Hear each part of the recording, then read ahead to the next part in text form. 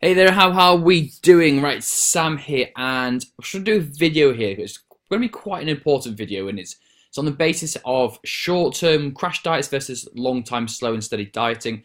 And you will have either heard me or even other people talk about why crash diets are bad, but without ever really explaining why and without fully understanding how it works.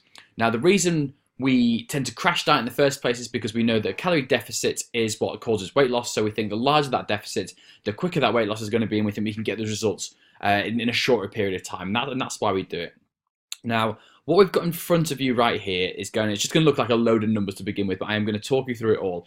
I would really take the time to pay attention to this video. It's going to be maybe 5-10 minutes long, talking you through exactly why this happens. So what we've got here is, you'll see across the top, we've got sort of week in the number of weeks. BMI is your basal metabolic rate, and that's effectively how many calories you burn at rest. It's what your body's metabolism is, for lack of a better term. On top of that, you have all sorts of different things moving throughout the day. So that gives us your total calories burned. We've just gone with about 500. And then we've gone with total calories eaten. So here we have an example of a crash diet. So what you can see is your total calories burned is 2,500. Total calories eaten is 1,000. This is a big deficit. And this will equate in week 1 to about a 3-pound weight loss, which is, great if it's all looking good. Now, what happens is, as you do this, your BMI or your metabolism starts to slow down because it's trying to catch up with the crash diet that you're doing. It's trying to preserve its energy, and it's trying to be more efficient with how it uses that energy. So this is effectively what happens. As you can see here, into week 2, your metabolic rate just drops down to 1,700, which is fine. You're still eating 1,000 calories, so this week we lose 2.4.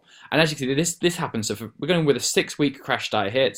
But by the end of the 6 weeks, your metabolism has dropped so far down that you are now you're burning near enough the same as you're eating. We're at 500 here, and then we bring it down to pounds. So over the course of this 6-week crash diet, this person would lose close to 11 pounds of fat, which, over 6 weeks, anyone would be happy with that.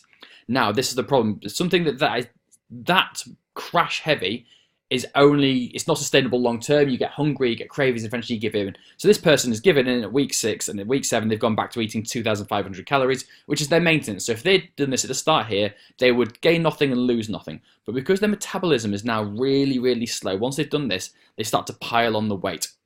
And the problem we get is our metabolism recovers slower than it crashes during a crash diet. So as you can see here, it's sort of maybe dropping by 200-300 calories a week.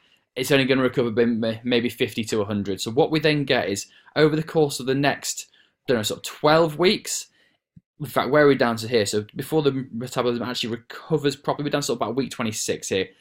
And at that point, you've then put all this weight back on. So you're putting on 9.9 pounds, 6.3 until the very end. And then what we've got is, over the course of this, so this is a half a year diet. So they've done one crash diet, 6 weeks, and then gone back to their maintenance. They will actually end up 8 pounds heavier than at the start of the year. So despite losing 10 pounds, they've then put all that weight back on and further. So this is why people yo-yo diets, because their metabolism is completely out of swing. Now, if you do this as a one-off crash diet, it's not good, but it's not going to have a catastrophic effect. At the end of 6 months here, you're back to where you started, and you can go from there. The problem we get is if we go to here. So what we've got here is we've got multiple crash diets, and this is the problem we get. So we'll do this crash diet, we'll lose a load of weight, and we go, right, that worked. So when they go back to eating normal food, they put it all back on and they go, okay, well, crash dieting works, I'm going to try that again.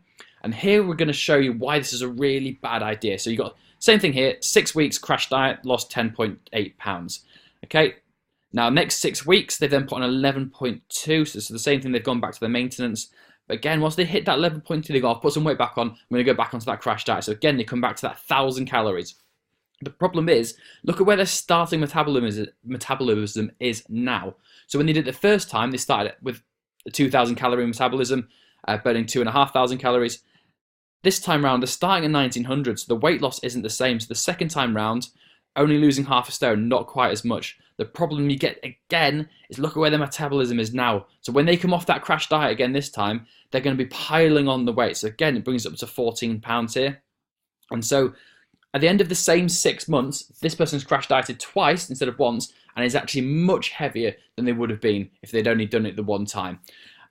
And the problem we get now is this effect is long term. So if we go throughout the rest of this year, they would end, if this all happened, they would end that year 21 pounds heavier than when they started, simply because of how they've messed up their metabolism. And this is the dangerous thing, is this is only 2 crash diets. People do this time and time and time again, and their metabolism just slows right down, and it becomes almost impossible to lose any weight, to burn calories, because they've been doing all this crash dieting. Now, I want to show you our approach and how we do things a bit differently. So this is the slow and steady approach. So we've still got the same here, 2,500 calories burnt, and we're saying, right, we want you to eat 2,200 calories. Teeny tiny difference. There's no difference there. So this person's going to lose about half a pound a week. You know, we're not talking massive amounts of weight, but because they've done that, they're not affecting their metabolism at all. You see here, it stays the same the whole way through. So that once this person gets to the end of week 26 or halfway through the year, they're 15.5 pounds down on where they started, as opposed to the people who are crash dieting. This person here is going slow and steady. They're also going to be eating food that they enjoy eating. They're not going to be having weird shakes. They're not going to be eating just veg. They're going to be eating foods that they enjoy doing.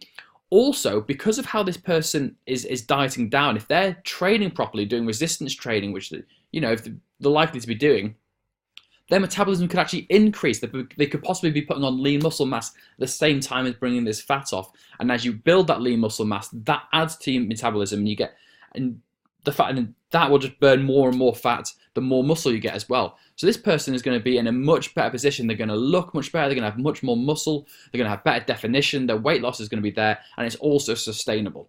The problem is it's so hard to show this to people, and for them to get them to understand why this is the long-term goal. This is also why we work long-term. We never want people to come in and just drop a ridiculous amount of weight by dropping all their calories. We want people to be having long-term goals. We want long-term eating habits, which is exactly what this is. And it just puts you in a better position. I mean, this person could continue this all the way throughout the year, and that they're probably looking at sort of maybe 25 to 30 pounds of weight loss over the year, rather than if we go to this person crash dieting who's putting on 20. That's a 50-pound difference, simply by being a little bit smarter with what they're doing. I hope this all makes sense, and this is exactly why you shouldn't be crash dieting. If you do have any questions, I know it's sort of a lot of numbers on a spreadsheet, but hopefully what I've been saying and explaining to it has all made sense. So any questions, do let me know. Ask questions. If you think this is wrong by any chance, just let me know. I'd like to have that discussion. But yeah, this is why we don't want you to crash diet, and hopefully you've got something from this. Thank you. Take care.